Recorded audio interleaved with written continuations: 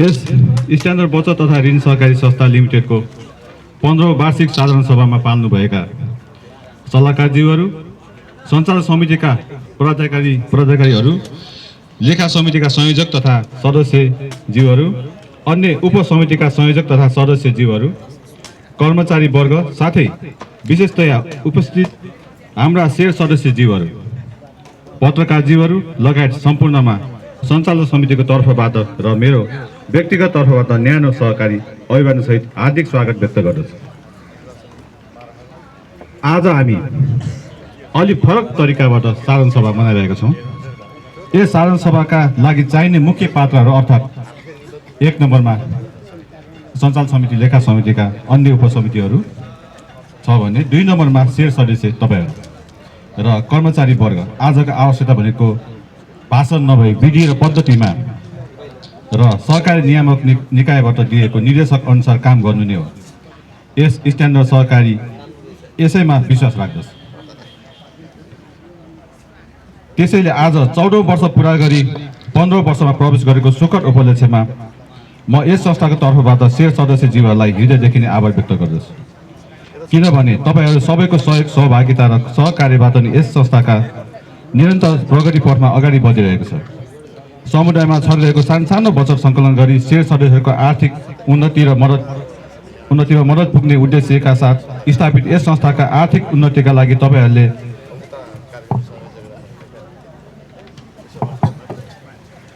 सारथी भएका छौँ।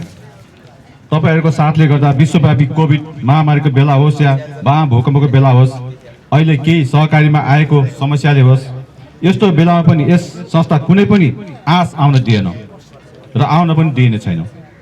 यसका लागि परिस्थितिमा पनि शेयर सदस्यज्यूहरूबाट प्राप्त सहयोग, सहभागिता र सहकार्यका लागि यस स्ट्यान्डर्ड सहकारी सदैव आभार रहनेछ र झन् दरिलो भई अधिक भई निरन्तर प्रगति पथमा अघि बढिरहेको छ।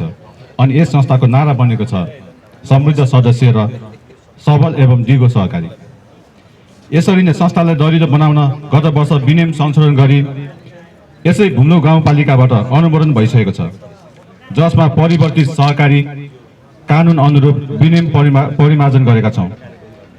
यस साधारण सभा लगत्तै राष्ट्रिय सहकारी नियमन प्राधिकरणमा यस संस्थालाई दर्ता अभिलेखन गरी कार्य सञ्चालन इजाजत पत्र लिइनेछ। राष्ट्रिय सहकारी नियमन प्राधिकरण सहकारी विभागबाट दिएका निर्देशनहरू पूर्ण रूपमा पालना गर्न यस संस्था सक्षम भइसकेको छ र यस संस्था गुणात्मक भन्दा पनि गुणस्तरमा विश्वास राख्दछौँ। कुनै पनि संस्थाले मैले यतिको कारोबार गरेको छ भने ठुलो कुनै पनि हालतमा हुँदैन, किनकि उसको कारोबारको हिसाबले जुन ऊ विधिमा रहन्छ, नियम कानुनमा रहन्छ र बसिरहन्छ र मर्म अनुसार आफ्नो सदस्यहरूलाई सेवा दिइरहन्छ, त्यस्ता सहकारीलाई ठुलो मानिन्छ। यसकारण स्ट्यान्डर्ड सहकारी यस सदस्यहरूलाई आग्रह गर्दछ कि आफू शेयर सदस्य रहेको सहकारीको वार्षिक साधारण सभा भए नभएको संस्थाको अडिट गरेको प्रतिवेदन खुलस्त हुने गरी राखिएको छ कि छैन, त्यो भनेको वर्षभरिको संस्थाले गरेको मूल्याङ्कन गर्ने बेला हो, जुन आज भइरहेको छ। समिति पुँजी फिर्ता कोषबाट तपाईँहरूको कारोबारको रकम बाँडेको छ कि छैन, यो सबै सदस्यहरूको अधिकार पनि हो। बेला बेलामा संस्थाको अनुमोदन गर्ने, कुनै संस्थाले बढिदिएको ब्याजको लोभमा नपर्नुहोला, गहिरो अध्ययन गरी मात्र त्यस्तो संस्थाको सदस्य बन्नुहोला। सचेत रहन आग्रह पनि गर्छु। जसले सहकारी मूल्य मान्यतामा चल्दैन, पहुँचका आधारमा चल्दैन, समयमा नै साधारण सभा गर्दैन, त्यस्ता सहकारी संस्थाबाट जोगिन अनुरोध गर्दछु। यस कुरामा यस स्ट्यान्डर्ड सहकारी सजग पनि छ र आफ्ना शेयर सदस्यज्यूहरूलाई बेला बेलामा सहकारी शिक्षा र वित्तीय साक्षरता तालिमको साथै विभिन्न क्षमता अभिवृद्धिको तालिमहरू दिँदै आइरहेको छ। सदस्यले सहकारी शिक्षा लिन अति आवश्यक छ, जसले सहकारी संस्था भनेको के हो, संस्थाको मालिक आफै रहेछ, सहकारी आफै रहेछ र सम्पूर्ण अवस्थाहरू हेर्न पाउने अधिकार मेरो शेयरबाट यो संस्था चलेको रहेछ, जानकारीहरू पाइन्छ। वित्तीय शास्त्र भनेको कसरी बचत गर्ने, नियमित बचत गर्दा ऋण लिँदा फाइदाहरू, कस्ता खर्चहरू कटौती गर्ने, कसरी वित्तीय व्यवहारमा सुधार गर्ने ज्ञान पाइनेछ। यसकारण सबै शेयर सदस्यज्यूहरूलाई तालिममा सक्रिय भई सहभागिता हुन आह्वान गर्दछ। यस संस्थाले डिजिटल प्रविधिबाट नै सरल भाषामा तालिम दिइरहेको जानकारी पनि दिन चाहन्छु, जसबाट कुनै पनि नेट खराब भएको सहकारीबाट यस धुम्लो गाउँपालिकाका नागरिकले खाइ नखाई जम्मा गरेको रकम जोखिम हुनबाट जोगाउन सकिन्छ।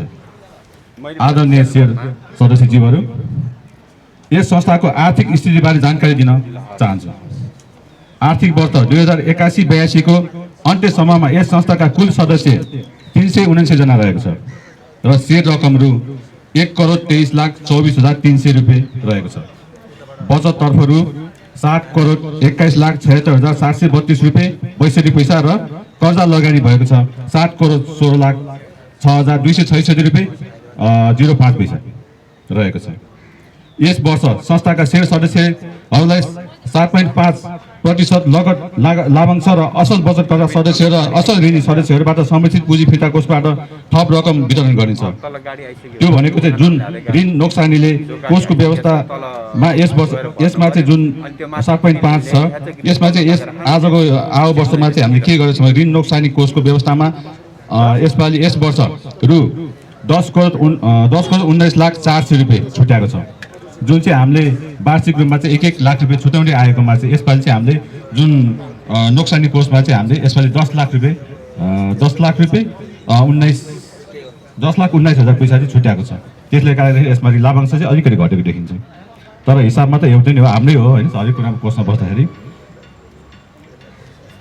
रहेको छ।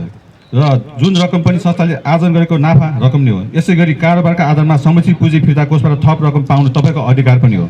त्यसैले नियमित बचत गर्ने र नियमित ऋणको सामो ब्याज तिर्ने बानी बसालौँ। यसले गर्दा सदस्यहरू समृद्ध हुने र सहकारी संस्था सबल एवं दिगो रहनेछ।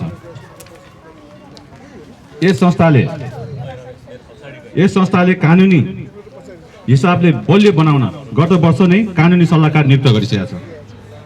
नियुक्त गरिकन 2-4वटा केसहरू पनि अगाडि बढाइसकेको छ। यस संस्थाले हालको अवस्थामा संस्थाले प्रगतिमा अघि बढाइराख्न संस्थाका 3 पक्षहरू अर्थात् सम्पूर्ण शेयर सदस्यज्यूहरू, कर्मचारीहरू, सञ्चालक समितिका अन्य समितिका उपसमितिका सदस्यहरूमा अनुशासन, कानुनी ज्ञान र इमान्दारी भए पुग्छ। यी तीनै पक्षले आफ्नो कर्तव्य निभाएमा यस संस्था कहिले पनि डगमगाउँदैन। यी 3 तह एउटा चुलोको ओडान जसरी काम गरेको हुन्छ, जुन एक अर्काका परिपक्व हुन्छ। आज यस साधारण सभामा फेरि बाचा गर्छु कि यस संस्थामा कहिले पनि रकम अपचलन हुने छैन र कहिले पनि बचत फिर्ता वा ऋण प्रवाहमा ढिलाइ हुने छैन। आवश्यक तरलता सदैव कायम राखिनेछ। संस्थालाई नीतिगत सुशासनमा राख्न र सञ्चालक समितिमा सदस्यले ऋण नपाउने निर्णयलाई कायमै राखिएको छ। यो चाहिँ यस संस्थाको राम्रो पक्ष हो। यसै गरी सदस्यहरूले पनि वित्तीय अंशसम्म रही संस्थाबाट प्रवाह गर्ने सुविधा लिई आफ्नो रुचि, ज्ञान, अनुभव अनुसार व्यवसाय गरी आत्मनिर्भर र समृद्ध हासिल गर्न सहयोग गरी दिनुहुन र सम्पूर्ण शेयर सदस्यहरूलाई हार्दिक अनुरोध गर्दछ।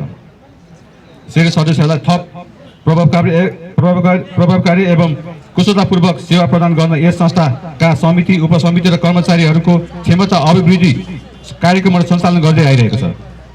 विभिन्न निकायको समन्वयमा सदस्यलाई उद्यमशीलता र व्यवसाय सम्बन्धी तालिमहरू प्रदान गर्न ठोस रणनीति र तर्जुमा गरी कार्यान्वयन गरिनेछ। सदस्यहरूद्वारा उत्पादित कृषि उत्पादन सिधै उपभोक्तासम्म पुर्याई सदस्यको आर्थिक वृद्धि गर्न यस संस्थाले आफ्नै जग्गामा यसै वर्ष कृषि औजार सञ्चालन गरिन्छ। कृषि बजारको प्रभावकारी सञ्चालनका लागि सञ्चालक समिति सदस्यको संयोजक तत्त्वमा 3 सदस्यीय कृषि बजार सञ्चालन उपसमिति गठन गरिन्छ। यस संस्थाले आफ्ना शेयर सदस्यहरूको जन्मदेखि मरणसम्म विभिन्न सहयोग पुर्याउँदै आइरहेको छ। यसै गरी यस वर्षदेखि यस संस्थाका कार्यरत कर्मचारीलाई सामाजिक सुरक्षा कोषमा आबद्ध गराइने योजना रहेको छ, जसबाट कर्मचारीलाई राज्यबाट पाइने सेवामा सहभागी गराउने सुवर्ण अवसर मिल्नेछ। अन्तमा शेयर सदस्यज्यूहरू, मेरो यस संस्थामा करिब 10 वर्ष उपाध्यक्ष पदमा र अहिले यो पद रही अध्यक्ष पदको लागि 4 वर्ष, करिब 14 वर्ष कार्यकाल आज सकिनेछ। यति लामो समयसम्म यस संस्थालाई हुर्काई आफ्नो मन मस्तिष्कले सहकारी नियम र विधि र पद्धतिमा रही कुनै विवाद रहित पुरा गर्न पाएकोमा धेरै खुसी पनि छु।